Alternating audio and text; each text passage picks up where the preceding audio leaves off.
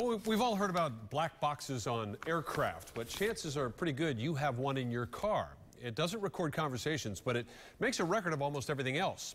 Now the National Highway Traffic Safety Administration wants to make them mandatory in all new cars as of next year. The question is, who does that data belong to?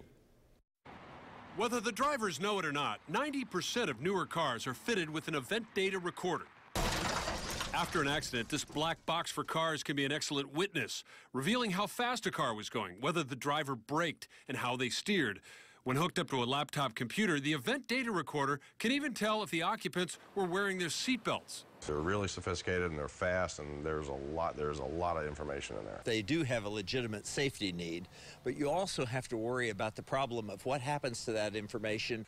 Mike Feniger, president of the Florida ACLU, believes the information on a car's black box can be helpful in accident investigations, but because there's no statutory limit on how much information can be gathered and for how long, he worries about privacy issues. So if anybody wants to get it, they ought to have a subpoena or a court order or a warrant. In an accident investigation, black box information can either be incriminating or exonerating. But because it doesn't see outside the car, it can't tell what conditions confronted the driver at the time of the crash.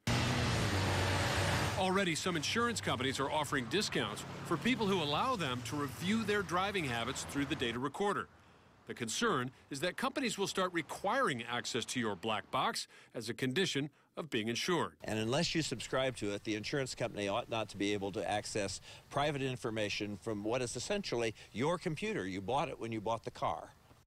Well, a spokesman for the Florida Department of Law Enforcement here in Tampa told me they usually only examine event data recorders in case of fatal accidents, and they typically get a court warrant before reading that information.